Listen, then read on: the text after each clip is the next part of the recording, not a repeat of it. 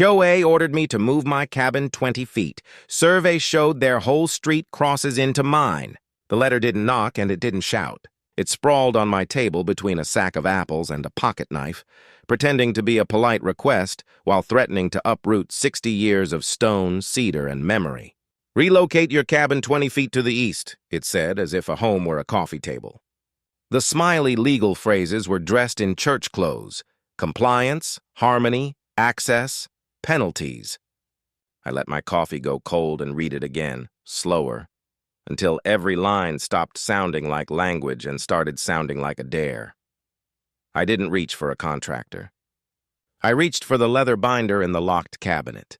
It landed on the table with a small, heavy thud, the kind that makes a room take you seriously. Inside were my uncle's deeds with seals pressed so deep the paper looked branded. County plats stamped when cars still had fins, certified letters filed in chronological rows, and every receipt and photograph I'd gathered since I put my own hands to the old cedar. I flipped to the plat that fascinated me as a kid, the one where the shoreline curled like a knuckle and the parcel lines ran straight as piano wire. If they wanted 20 feet, they were about to meet my favorite number, 0. I hired the old survey family that doesn't sell drama, only measurements. They came before the sun committed to the sky, when the mist lies low on the lake like breath. Tripods, prisms, rods. They moved with a carpenter's patience and a surgeon's calm. When the lead man came back, he didn't clear his throat, and he didn't try to warm me up with a story. He set a bound report on my table and said, "You're fine." Then he tapped a page with a finger scarred from real work and added, "They're not." The map didn't hesitate. The association's paved street, prim and tidy with speed bumps and mailbox clusters, ambled right across my parcel line. A neat row of houses, tight lawns, garden flags that said welcome, had taken bites out of land that didn't belong to them. Not inches, yards. You learn a thing drawing lines for a living. Power doesn't fear a raised voice. It fears paper. It fears stamps, seals, dates. It fears chain of custody. I slid the survey beside my uncle's plat like two witnesses taking the same oath. The cabin wasn't moving. The ground was. They held their meeting in the community hall that used to be a schoolhouse. The coffee tasted iron and apology. Metal chairs shrieked a little when people shifted. Lawrence Pike, the board president, had the face of a man who practices looking reasonable in mirrors. I didn't come to perform. I came to place paper on a table and let silence do what it does to lies. "Your street crosses my land," I said plainly. He laughed the way people do when they're checking the room for backup. A few chuckles fluttered like nervous birds, then died when I set the county plat beside the survey, the old seal catching the fluorescent light. The murmur that moved through the audience had a shape I know too well, the shape of belief tilting. A woman in the second row pressed her lips together like she'd tasted metal. A man in the back shifted his feet and stared at the floor as if truth were written on the linoleum. Pike kept smiling, but it slid around on his face like a decal trying to stick to damp glass. "We'll get our own survey," he said. Good, I thought. Get 5, get 10. Bring rulers to a geometry fight if it makes you feel brave. The lines will still run where they run. I closed my binder, the metal rings snapping with a sound the room could feel in its teeth, and I left without savoring the discomfort. You never eat your victory raw. You let it rest. The harassment didn't arrive with court stationery. It arrived with weather. My mailbox door hung crooked one morning, pried with something too impatient to be a hand. Inside was a scrap of paper with thick black marker. "Pay what you owe." Owe whom? For what? I photographed it beside the letter, dated it, filed it. The sanitation department sent me violations I'd never earned, bins supposedly improperly placed at times when my driveway cameras watched nothing but squirrels. The notices escalated like a song written by someone who only knows one louder note. I appealed each one with photographs aligned to timestamps, not because I cared about $40 fines, but because I was building a spine for the body of this story, vertebra by vertebra. At night, engines idled where the gravel fades into trees. Tires carved patterns in the mud that didn't match mine and didn't go anywhere except right back out. Not a patrol, a presence. You start to understand how HOAs actually fight when the paperwork pauses. They fight with mood. Create a temperature the target cannot ignore, then call him hysterical if he mentions the heat. My gate got a new lock, not out of fear, out of narrative discipline. If this was going to court, as it had to, my chronology would walk in wearing its Sunday best. The second letter shed its smile. It called my survey unofficial and declared that any challenge must pass through their legal committee, a process that conveniently would not suspend fines.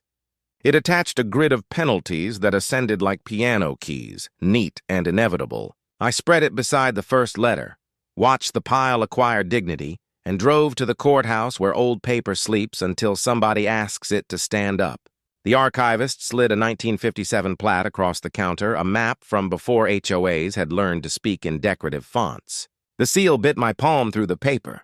The lines matched my survey like a duet sung an octave apart. Later arrived and built across earlier. You can paint over gravity, but it keeps pulling. You can pave over a line, but it keeps ruling. At the grocery store, lanes became politics. A woman who once asked about my uncle's chimney avoided my eyes by becoming fascinated with soup labels. A man I'd pulled out of a drift last winter paid cash without looking at the cashier, like courtesy now had a paper trail he couldn't risk.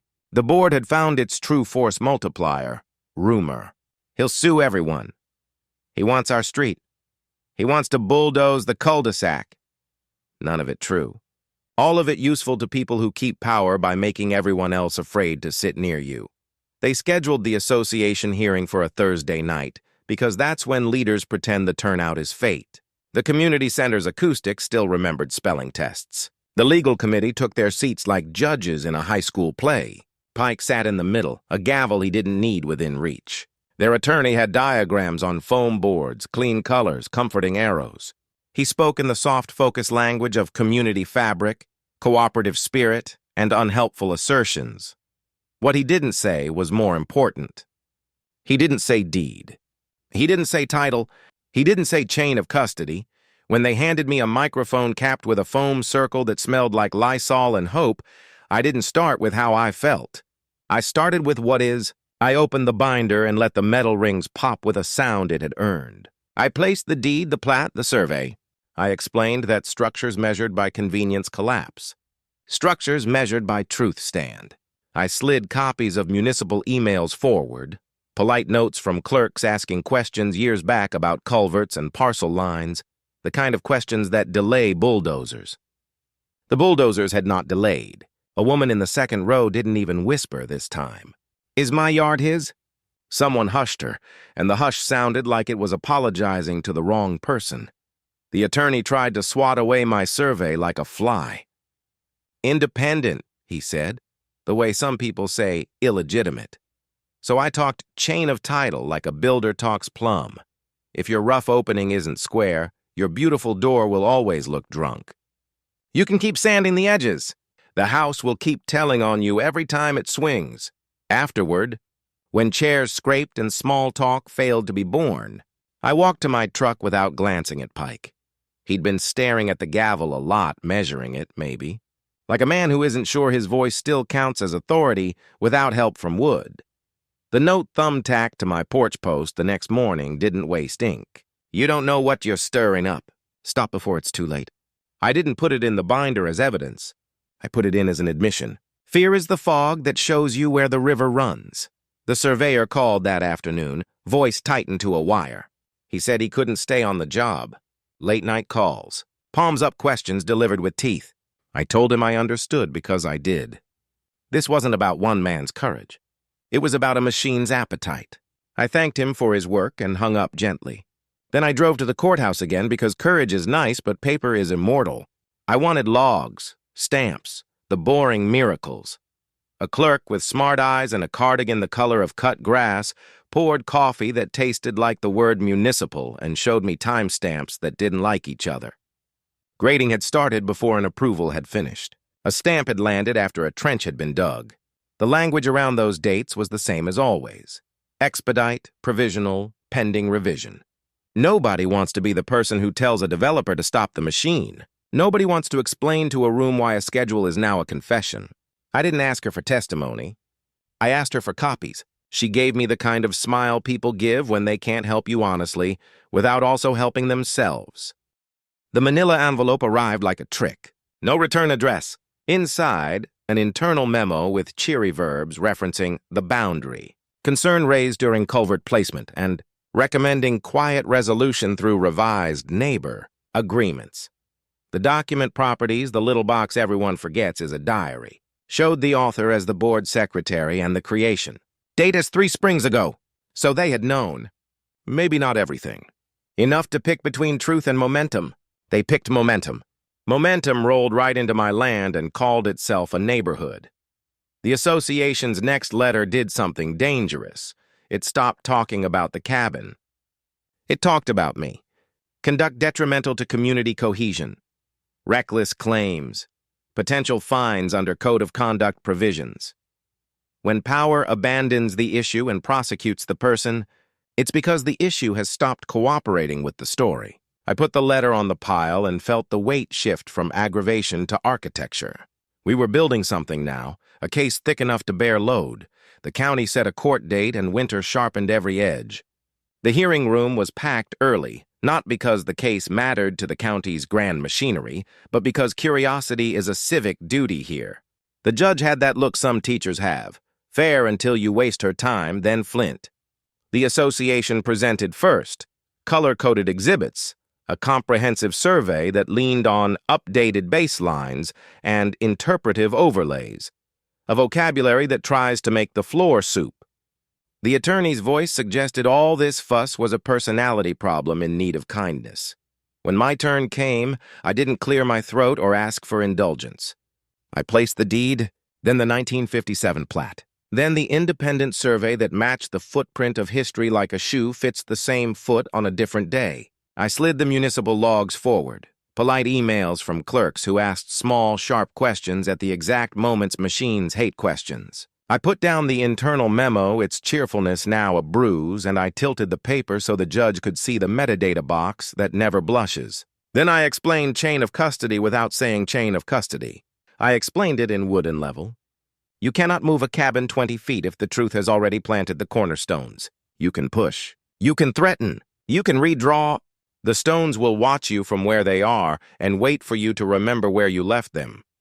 The judge didn't lean back, the way judges do when they plan to scold. She leaned forward. She asked the city's records custodian, summoned like a quiet storm, whether the approval timestamps matched field notes. He cleared his throat, which the whole room heard, and said, "Not precisely." The attorney offered a joke about municipal clocks that died on the carpet. The judge asked for the custodian to remain seated, not as a courtesy. As a message, there is a sound rooms make when illusions stop doing their jobs. It isn't a gasp. It's a subtraction.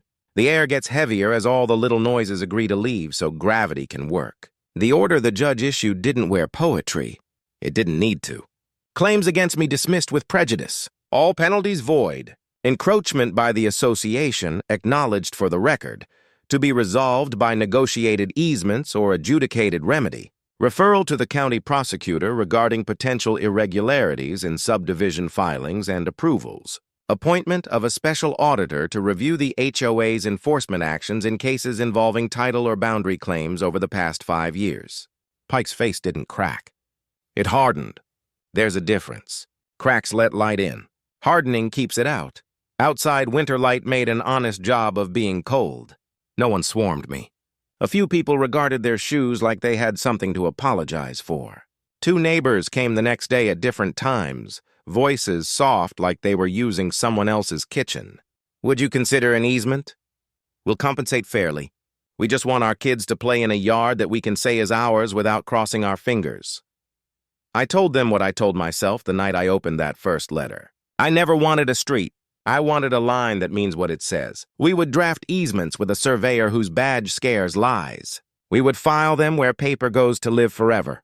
We would fix what momentum broke properly once. Pike resigned by email the following week. No speech, no meeting. No apology baked into moral language. The board posted something about fresh leadership, a phrase paint companies love because it covers. The special auditor asked for minutes from meetings the board didn't remember anyone saving. People came out of garages with thumb drives they'd once called insurance and now called doing the right thing. At night, I re-oiled the cedar so it would glow against February. The cabin creaked the way old wood creaks when it remembers the hands that lifted it first. I am not a heroic man. I am a stubborn one. I don't believe in revenge. I believe in proof. Paperwork beats lies because lies are athletic and paperwork is patient. Lies sprint. Paper walks. Paper wins because courts respect the thing that doesn't arrive breathless. Spring will do what spring does, even when people try to program it differently. Ice will let go. Shoreline will soften. The auditor will publish paragraphs that sound like a sermon delivered by a spreadsheet. The county will pass an ordinance with a name so forgettable it will become immortal.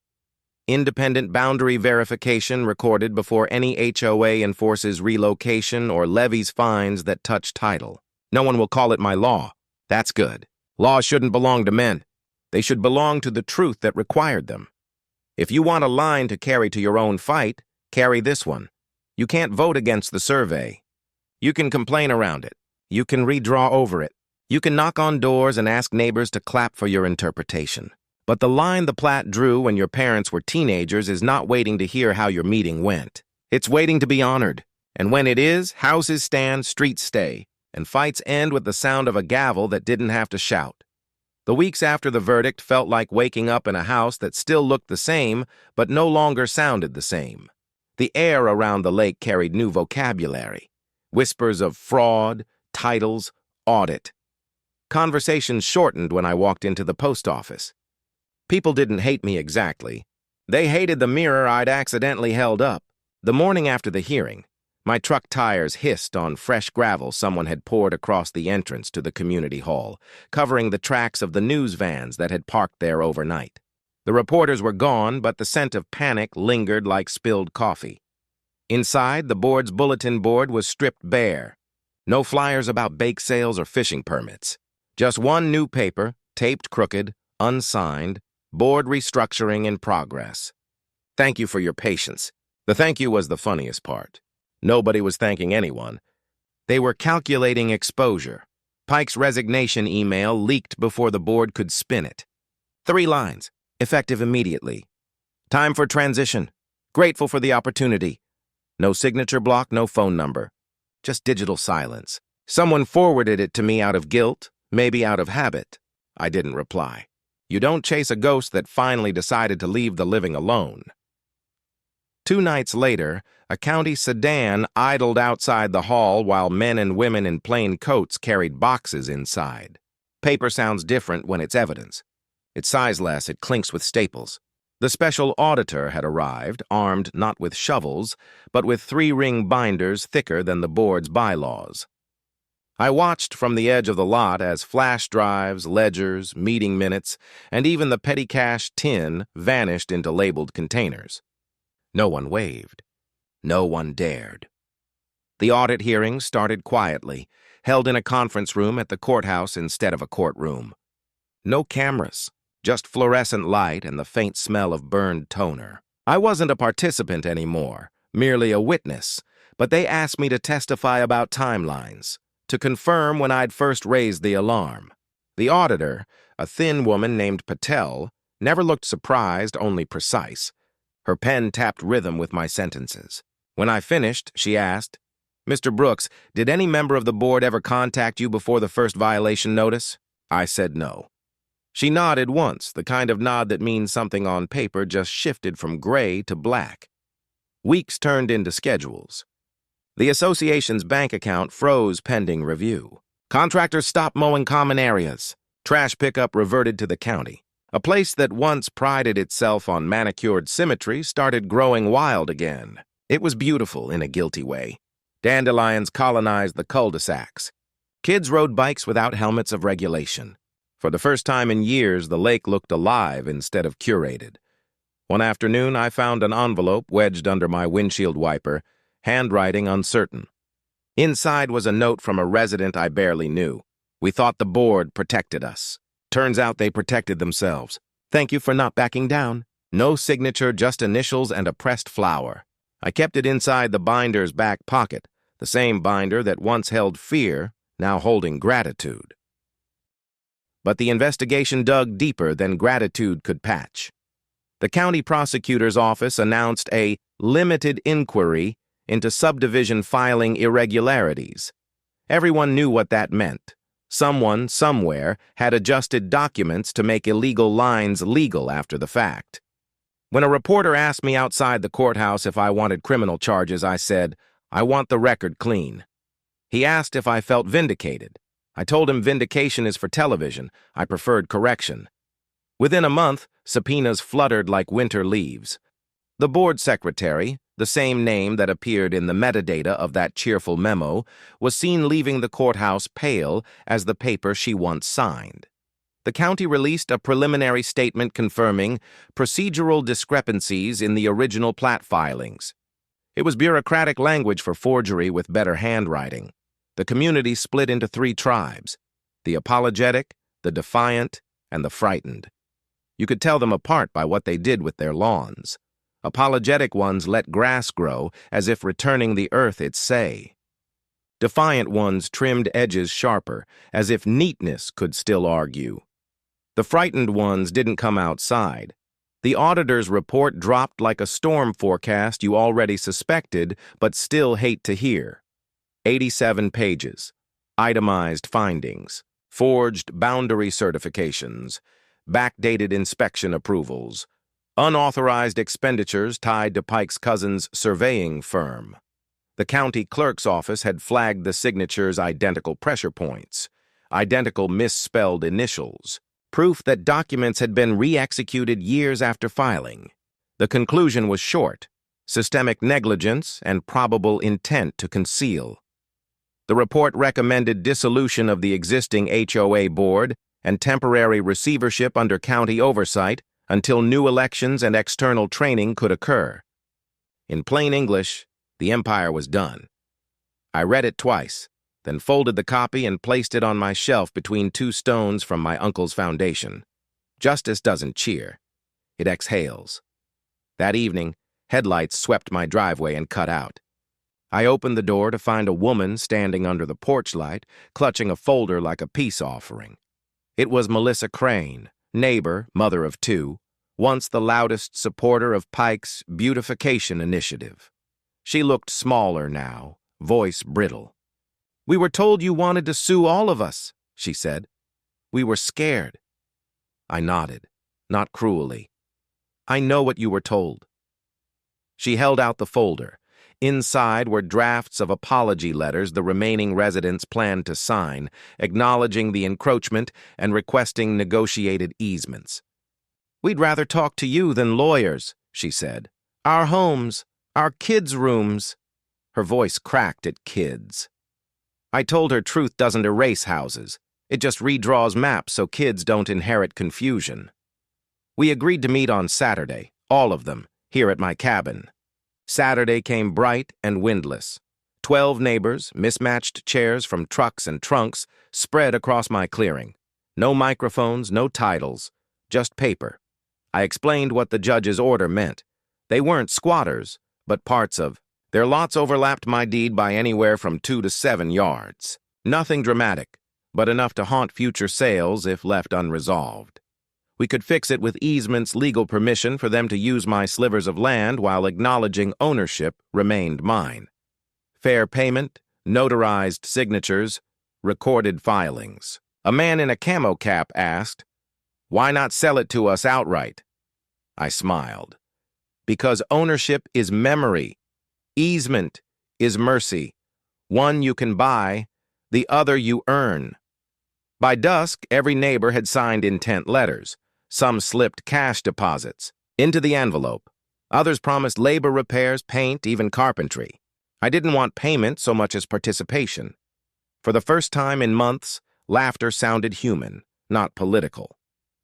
News spread again, but differently this time. "Cabin man makes peace." The headline felt cheap, but the sentiment traveled well. County supervisors invited me to a public meeting where they presented the new ordinance born from the audit's ashes. Any HOA operating within the county must verify boundaries through an independent, licensed surveyor before issuing citations or construction approvals. They called it Ordinance 421B, but local papers nicknamed it the Brooks Rule. I objected to the name, mildly. They kept it anyway. Bureaucracies love heroes they didn't have to build. At the meeting, Commissioner Hayes read aloud a line from the Ordinance Preamble. A community cannot enforce integrity without first measuring it. The room applauded. I clapped too, because for once paperwork had learned poetry. Spring arrived late that year. The lake thawed slower, as if reluctant to wash away the winter's evidence. The county trucks came to restripe the road, the very street that once trespassed, and for the first time, they shifted the paint slightly south, aligning it with the corrected plat. Watching that white line curve into legitimacy was strangely intimate, like seeing a scar heal. Workers didn't know they were repainting history. They just followed coordinates. But I knew. I took a photograph from my porch, the fresh line, gleaming in sunlight, and pinned it inside the binder's cover. Proof has its own kind of beauty. Life resumed its small rituals. Coffee at dawn, the smell of oiled cedar, the sound of loons calling across the water. Only now the silence carried weight earned, not borrowed. The binder stayed in its cabinet, but I checked it less, trusting that the law now carried what I used to carry alone. One afternoon, Patel the auditor drove up in a county vehicle. She stepped out with the same pen in her pocket and a faint smile that counted as celebration in her world. "We closed the receivership," she said. "New board elected. Training complete. Your case is now officially archived." She handed me a certified copy of the final report, stamped, sealed, bound in blue. "You know," she added, glancing at the cabin, "this whole mess might rewrite how small HOAs operate statewide." I told her that's good. She laughed softly. "You sound tired." "No," I said. "I sound finished." When she left, I walked the perimeter one last time before sunset.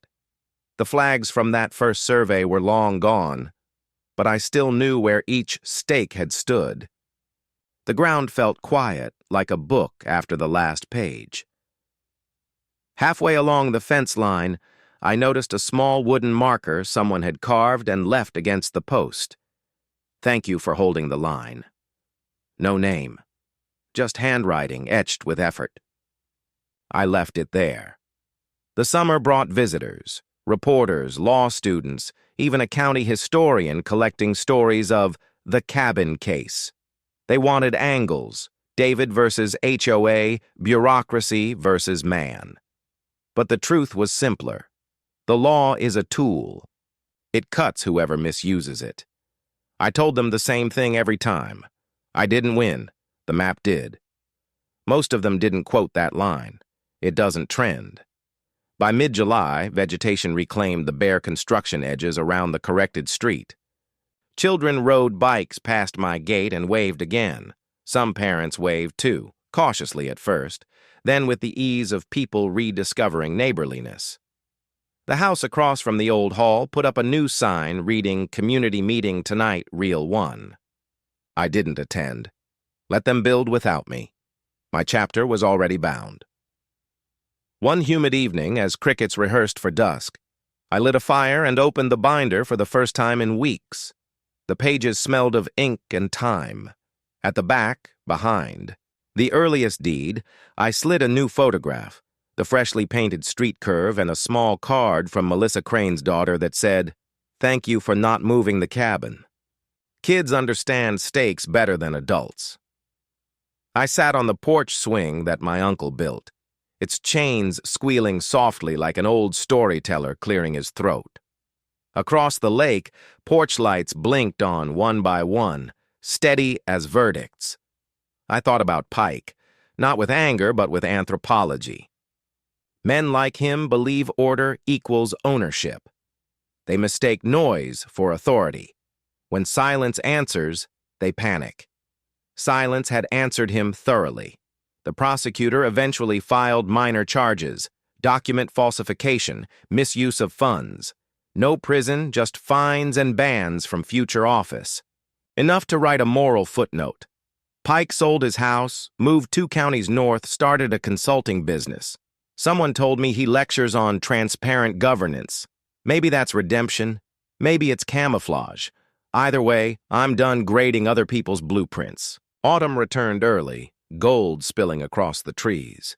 The lake mirrored the color so perfectly that horizon vanished. I spent mornings splitting logs, evenings reading old architecture books my students once dismissed as outdated. In the margin of one, I found my own note from decades ago: measure twice, believe once. I laughed out loud because the kid who wrote that had no idea how literal it would become. Visitors dwindled as leaves fell. The cabin settled back into its rhythm, the pop of resin in the fire, the creak of cedar expanding with heat, the gentle hush that follows proof. One night, the wind came strong enough to make the shutters clap. I thought of that first letter, the demand to move 20 feet east, and realized I still had it, folded among evidence. I took it out, unfolded it, read the arrogance once more. Then I fed it to the fire. It flared briefly, curled, vanished into legitimate smoke. I poured myself a drink, stepped outside. Stars shone clear, crisp, precise each where it belonged, no one demanding another move 20 feet. I smiled because even the universe respects its survey. The next morning, county mail arrived, plain envelope, return address, Department of Land Records. Inside, a certified copy of my updated title deed with all amendments registered. The final line read, boundaries confirmed as per Ordinance 421B, verified and permanent. Permanent. That word did what applause can't. It ended the story. Still, endings like this don't echo loudly. They hum. The hum of justice is paperwork sliding into drawers, of printers cooling after final copies, of a man closing his binder and knowing it can rest. The HOA was re-elected under new supervision. Their first act was to send me a letter, not a demand, just courtesy. It invited me to the community restoration picnic. I smiled at the irony. I didn't go. I stayed home, grilled trout, and toasted the air with the line I'd earned. Paperwork beats lies. As the evening dimmed, a young couple walking the lakeshore stopped at my fence. They'd bought one of the corrected houses, unaware of its old sins. "You're the guy from the cabin, right?" the husband asked. "That story's wild." The wife added, "Thank you. We got to move here because of what you did." I told them the land was always theirs to live on, just needed truth to find it. They laughed, waved, walked on. Their footsteps sounded like closure. Later that night, the porch lamp flickered against the binder's brass corner. I reached out, ran a thumb over the worn leather, and thought about my uncle. He'd be proud not of the fight, but of the craft. Keeping things level, building where it matters. He used to say, "The ground remembers who treated it right." The ground had remembered. When snow finally returned, I let it pile unshoveled for a week. It covered the new survey stakes, the repaired road, the guilt and gossip alike, until the whole landscape looked innocent again. Underneath, everything stayed exactly where it belonged.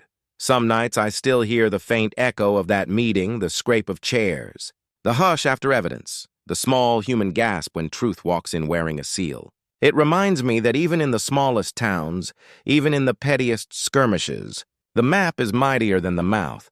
So if anyone ever tells you to move your cabin 20 feet, ask them one question before you answer. Which way does the truth lean? Then stand where it leans. It won't fail you. It hasn't failed me. And if you pass the lake on a clear day, you might see smoke rising slow from a stone chimney that refused to relocate.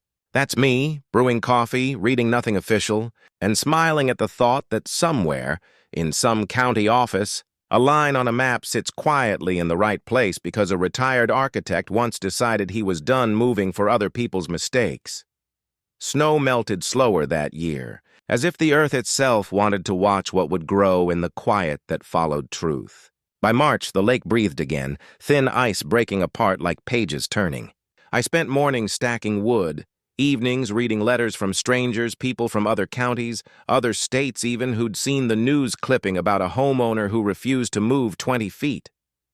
"You reminded me to check my deed," one man wrote from Oregon. "Found out my HOA's fence isn't even theirs."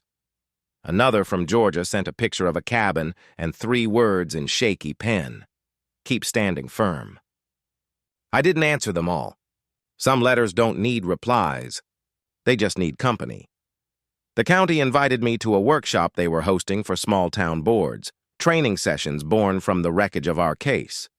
They wanted me to speak for 10 minutes about documentation and fairness. I agreed, not out of pride but curiosity. I wanted to see what lessons bureaucracy teaches itself after a bruise. The session was held in a fluorescent classroom with bad coffee and earnest faces. 30 men and women from different HOAs, scribbling notes as if truth could be bullet-pointed.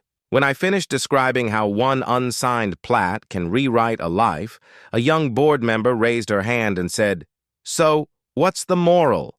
I told her, "Measure before you manage. Every rule sits on a piece of ground, make sure it's yours first." The room laughed lightly, but a few faces looked serious, and those were the ones that mattered. Later that spring, the county mailed every registered HOA a packet titled Boundary Integrity Initiative. It included sample procedures, audit templates, even a checklist quoting a line from my hearing. "You can't enforce integrity without measuring it." That sentence, once whispered in frustration, had become law's tagline. Seeing it printed in serif font made me smile. Bureaucracy had finally learned metaphor.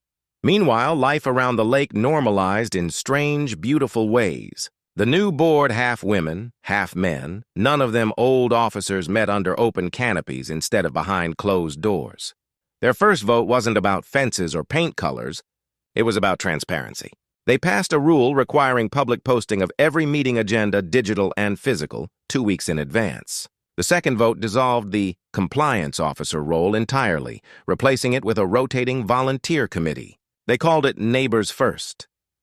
I didn't attend those meetings often, but once in a while I'd walk by and hear laughter instead of gavel thuds. Progress makes a different sound. Melissa Crane became the new president. She stopped by one afternoon with her kids, carrying a pie that looked like guilt baked into crust. "For all the noise we caused," she said. I told her forgiveness doesn't need pie, but sugar never hurts. Her daughter wandered around the porch, tracing the wood grain with her fingers. "This is where the big meeting happened, right?" she asked. I nodded. "This is where the truth stood still." She smiled like she understood more than her mother ever would. The prosecutor's inquiry eventually closed with fines and a public report. Dry pages that read like pennants. Pike's name appeared 12 times, each attached to phrases like failure to disclose or authorization without quorum. Nothing dramatic, no handcuffs, but enough to mark history properly. The county's final statement concluded, "No further criminal proceedings required. Structural reforms implemented." Bureaucratic language for closure. But for me, closure didn't arrive in paper. It arrived in hammers. That summer, the neighbors and I rebuilt the community dock together. The same dock Pike once threatened to fine people for using after hours. We stripped the rotted boards, replaced bolts, sanded, stained. Kids carried nails in coffee cans. Dogs stole sandwiches. Someone brought a radio that couldn't find a clear station, but nobody minded. At sunset, when the last plank settled into place, Melissa's son handed me a marker and said, "Write something on the bottom before we seal it." I wrote, "Truth holds." We flipped the plank, drove the screws, and watched the water catch the reflection of a new kind of community. The story spread further than the lake. A state representative contacted me about drafting a bill to standardize independent surveys statewide before any HOA enforcement on boundary issues. "We're calling it the Property Integrity Act," he said. "Would you mind if we quote your testimony?" I laughed. If it helps someone else keep their cabin, quote away. Months later, when the bill passed committee, they sent me a copy of the press release. My name wasn't in it, and that was perfect. True reform works best when no one knows the author. By autumn, my life returned to small routines. I began teaching part-time at the local community college, architecture for non-majors. Students came expecting blueprints and left with stories. I told them about the cabin, not as legend, but as lesson. Every building sits on a boundary. Know where yours is, and you'll sleep better. They laughed, but some stayed after class to ask more. One student, a veteran named Alex, said his HOA had been charging him for a retaining wall that wasn't even on their map. I helped him draft a polite letter and watched him send it with trembling confidence. 2 months later, he emailed me a picture of a refunded check. Proof breeds proof. Sometimes I drove into town just to see the repaired road. The corrected stripe still shone white and unapologetic. One afternoon, I parked near the bend where the encroachment had started and watched a group of kids draw chalk houses across the asphalt. Their lines overlapped, collided, corrected an accidental metaphor so perfect it hurt. One boy looked up and said, "Mister, does it matter if the chalk goes over the line?" I told him, "Only if you pretend it doesn't." He nodded, considered that, and went back to drawing. The new HOA invited me to a fall festival they called Unity Day. There were no speeches, just barbecues, craft tables, a band that couldn't tune but made everyone smile. They placed a plaque near the dock, small, brass, unpretentious, dedicated to the lesson that honesty builds stronger shores. My name wasn't on it. That made it even better. While people danced and kids skipped stones, I sat on the edge of the dock, feet in the water, feeling the steady pull of the lake. It had survived every lie thrown at it. So had we. Winter came again, but this time it carried no dread. The first snowfall found me inside, drafting plans for a small studio addition where I could teach private classes. When the county inspector stopped by, he laughed. "Of all people, you probably don't need my approval." I told him, "Everyone needs oversight. It's how we stay square." He shook his head, stamped the permit anyway, and said, "You're the only guy in this county who thanks me for paperwork." I grinned. "Paperwork beats lies," I said. He laughed as he left, the phrase already turning into a local proverb. As weeks passed, peace became ordinary again. I rebuilt the porch swing with fresh chains, re-oiled the cedar, planted wildflowers where the old boundary stakes had been. Each bloom felt like punctuation on a sentence that finally knew how to end. One morning, a pair of geese landed on the water, tracing ripples exactly along the corrected line of the map, as if even nature appreciated precision. I took it as a blessing. Letters kept coming, some from law students analyzing the case, others from homeowners asking for advice. One from an elderly woman in Vermont read, "They're trying to tell me my fence is 6 inches too high. Any suggestions?" I wrote back, 6 inches isn't a fence. It's a misunderstanding. Measure it, prove it, stand firm. She replied a month later, "Worked. Thank you." That became my quiet ministry, teaching strangers to trust rulers more than rumors. The cabin aged gracefully. Each season added a layer of patina like a medal. I replaced the old brass door handle with one I forged myself in a neighbor's workshop. On the inside plate, I etched the phrase that had carried me through it all, "Hold the line." When I grasp it, I feel the whole story beneath my hand letters. Maps, gavel strikes, sighs, and finally, silence.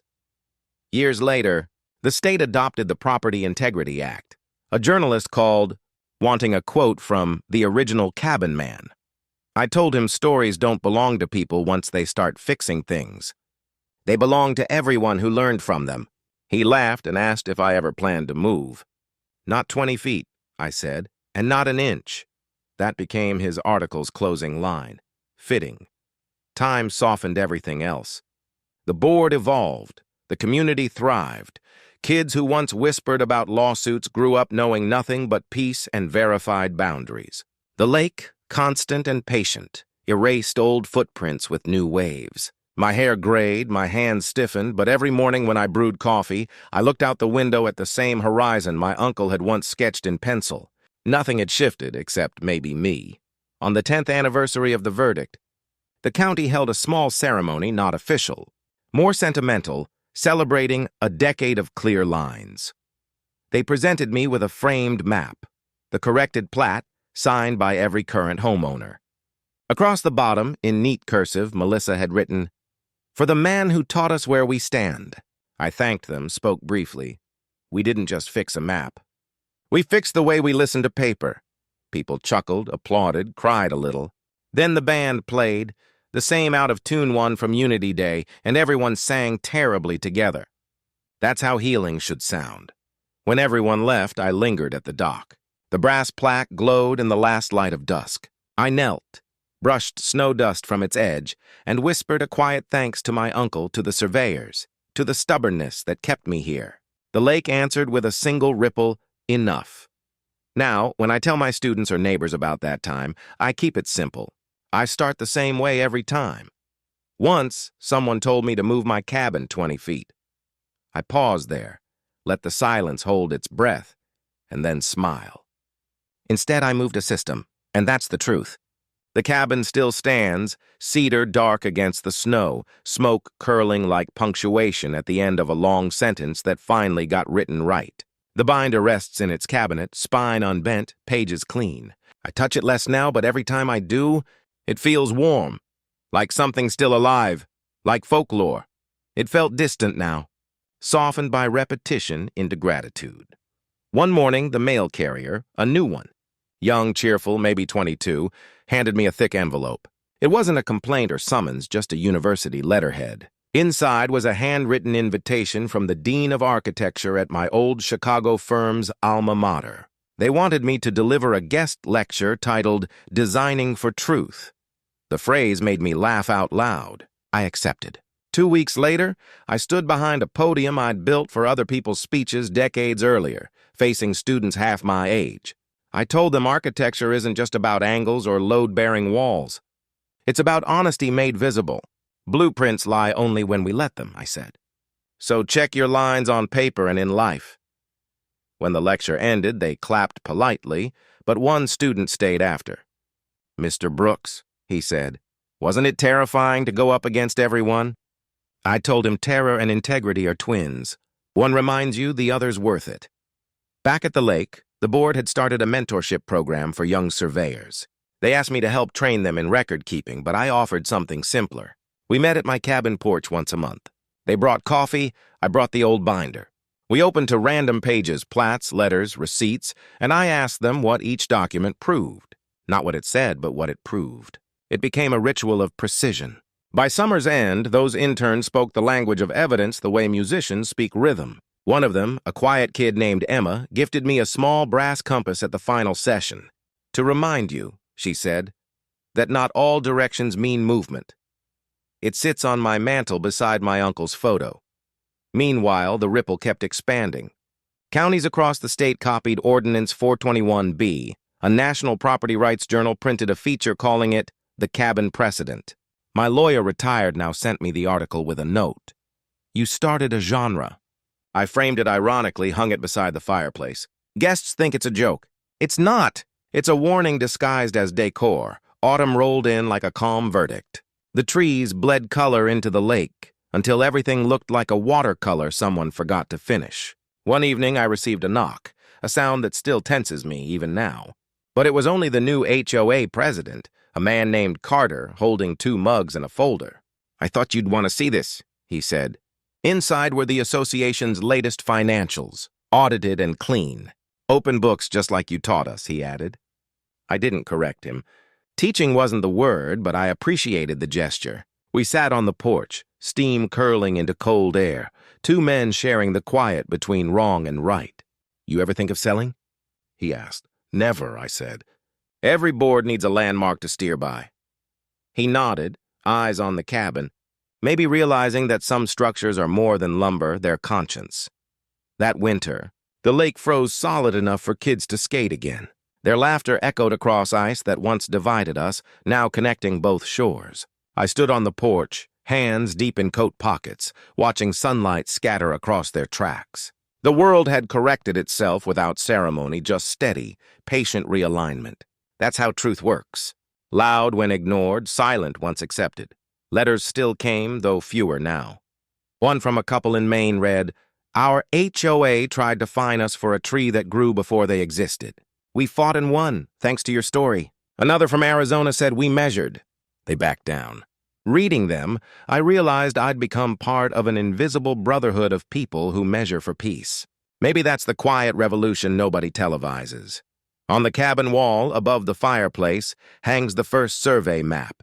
Its paper has yellowed, but the lines remain as crisp as the day ink met compass. I stare at it sometimes when the wind howls, remembering every sleepless night when those lines felt like a battlefield. Now they're just geography again, proof that the earth, once respected, forgives.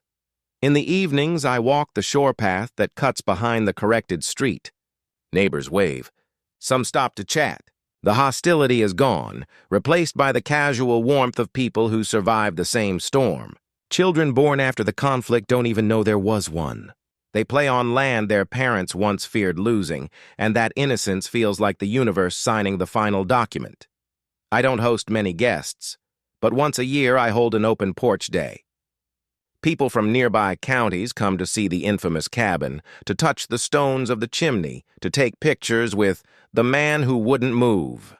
I tell them I'm not special, just stubborn with paperwork. They laugh, but they leave carrying something better than photographs. The certainty that a single line, defended, can redraw a map larger than anyone expected. When night falls, I sit by the fire with the brass compass Emma gave me and the binder open on my lap. I flip to the last page where I once scribbled in pencil, almost as a joke. It's not about distance.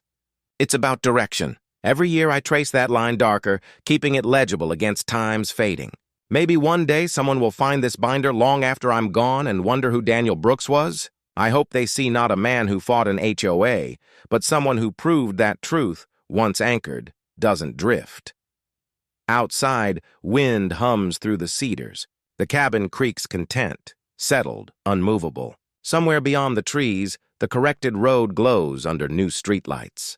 Cars glide over it nightly, unaware they're driving on proof. And that's fine. Victory doesn't need witnesses. It needs endurance. So I stay here, exactly where the map says I should be, firelight flickering across blueprints that became stories.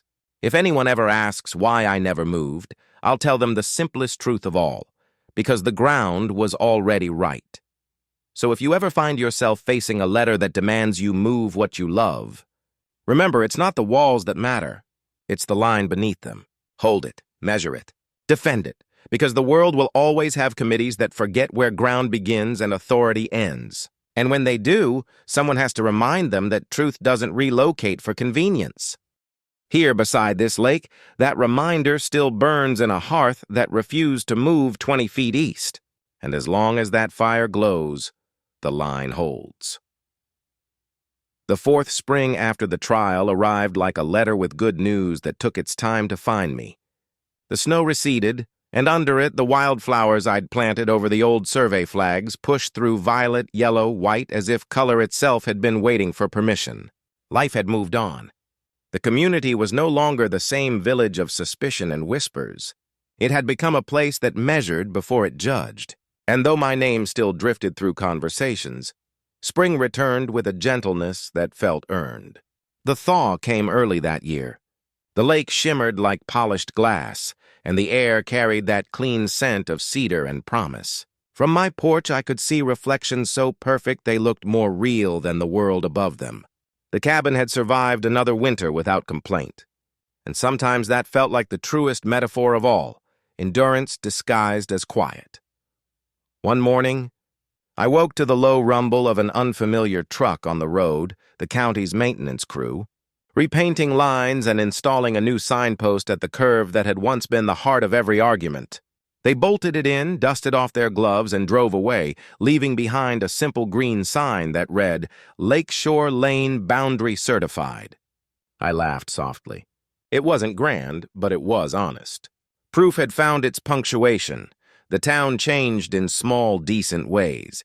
The old community hall, once a courtroom for gossip and grievance, was converted into a public library. They left the gavel mark on the table where I'd once set my binder. Now it serves as a reading desk for children who scribble their names in crayon and call it ownership. The shelves carry books about surveying, architecture, and law, all donated by residents who used to think those words were weapons. Now they're tools. The plaque by the door reads, "Truth takes time and paperwork." On warm afternoons, I walk into town for groceries. People nod, smile, offer stories of their own victories. Minor, practical, human. A man tells me his HOA backed down after he cited Ordinance 421B. A woman laughs that her fence dispute ended in a handshake instead of a hearing. Each story is a quieter echo of mine, proof that the noise we made once has settled into rhythm. I never expected to become a symbol, but maybe that's what symbols are. Ordinary people who stay put long enough for meaning to accumulate. One evening, Melissa stopped by again, older now, her children taller. She brought an envelope. Inside was a photograph, her family on the rebuilt dock at sunset, the brass plaque gleaming behind them. On the back she'd written, "We stand where truth does." I pinned it above my workbench beside a small collection of letters from across the country, different handwriting, same message. Every one of them proof that one stubborn man and one unmovable cabin could ripple farther than any survey line. The county asked to record a short documentary about the case. I agreed reluctantly, as long as it wasn't dramatized. The filmmakers were young, polite, eager. They filmed me walking the property, touching the corner stones, showing the binder's worn spine. "Can you say one line that sums it up?" the director asked. I looked at the camera and said, "You can't vote against gravity. And truth is gravity." They went silent for a moment before calling cut. That line made the final edit. Months later, people stopped me at gas stations to say they'd seen the film. Some said it made them cry. I told them it made me tired, but in the good way, like after building something worth keeping. Time did what it always promises. It kept moving. The cabin gathered new creaks, the porch swing a softer rhythm. My hands trembled more when I worked, but the compass Emma had given me never wavered. Sometimes I placed it on the windowsill and watched the needle steady itself, proof that direction matters even when you don't move. That little brass circle had become the shape of peace. One autumn night, as wind whispered through the pines, I found myself rereading the first letter, the one that started it all. I'd kept a copy, framed in irony, not anger. The line, "Relocate your cabin 20 feet to the east," looked smaller now, harmless. Paper loses its teeth when the truth outlives it. I set it back in the frame, smiled, and whispered, "No, thank you." The fire cracked, sending sparks that danced like punctuation across the dark. Outside, snow began to fall, soft, certain, indifferent to human borders. Years from now, people will forget my name. They'll remember the rule, maybe the ordinance, maybe just a faint story about a man who wouldn't move. That's fine. Stories aren't meant to preserve people. They're meant to preserve lessons. And mine is simple. Maps matter, but the measure of a person matters more. On quiet mornings, I still hear loons across the lake and the creak of the porch I refuse to surrender. The sound is softer now, aged but proud. Sometimes neighbors stop by with their kids, pointing at the cabin. The children ask, "Why didn't he move?" Their parents smile and answer, "Because he didn't have to." That's enough legacy for me. The sun drops lower each evening, staining the lake copper.